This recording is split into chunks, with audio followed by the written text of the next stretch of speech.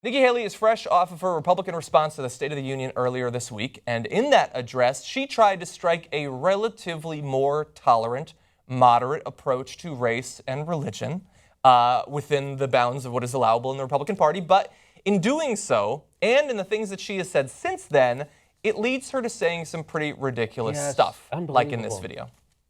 So what is it that Donald Trump is saying that makes him one of these angriest voices? You know, I mean, the one that got me, I think, was when he started saying ban all Muslims.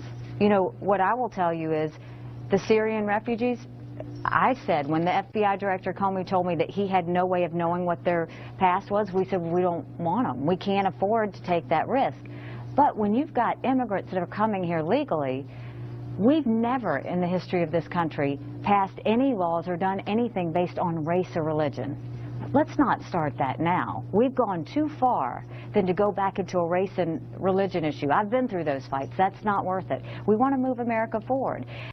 Yeah, this is the tolerant one. Well, we can't figure out where every single one of them came, so we don't want them. Get the fuck out of here. Get out of here. That's the moderate, tolerant one. That's the moderate. She's too moderate for them. Yeah, too moderate. Get rid of them.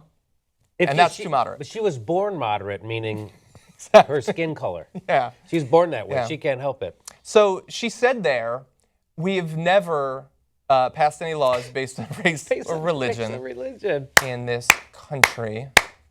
Which, I don't know. South Carolina. Do you remember the Japanese internment camps? They actually just put them in there based on income level. It had nothing to do with... I thought it was based on music preference. Yeah, that was... Which you're allowed to discriminate based on. They were all Nickelback fans, and so they rounded them up, and they took their property, denied them their civil rights, their constitutional rights. Somebody made the point that she couldn't have even gotten married in her own state.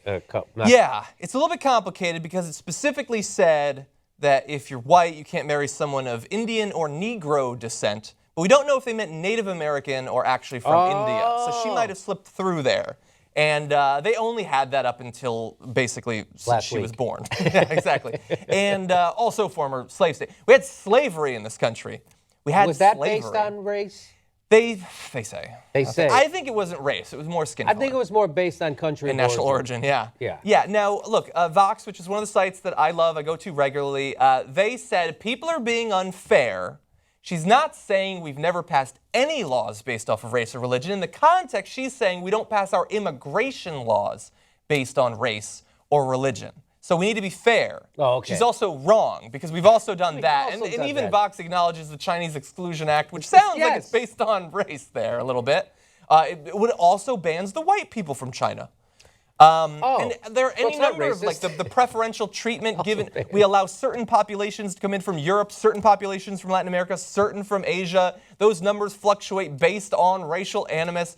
I mean, almost all of our immigration laws over the course of America's history have been influenced by race and religion. So even if you're being incredibly fair to her, she's really wrong. She's really, really wrong.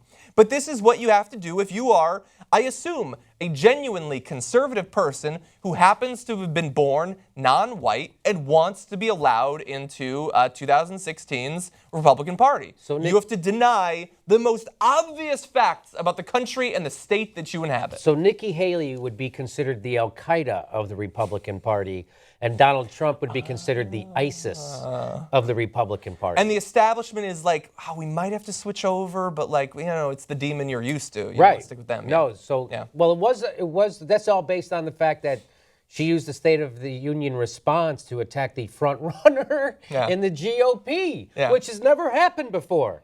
I love it. They're attacking their own leading candidate. Yeah. They're not attacking Barack Obama. Yeah. That is unbelievable. That is probably unprecedented. And so long as, like, what I want to believe is that they're doing that because they don't agree with him.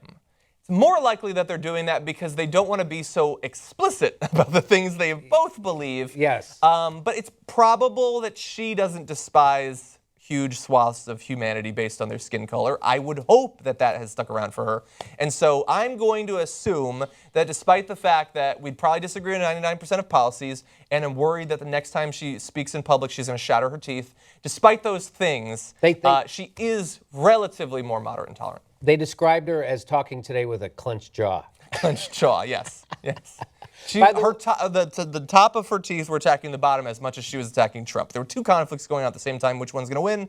We're going to have to wait until the next speech to find out. Oscar nominations came out today, Johnny. They did. There were more blacks at a Trump rally than in the Oscar nominations. I heard that, yeah. And that's especially surprising considering last year. Yeah, especially considering. They're making up for it. They don't seem to have changed at all. They don't seem to care.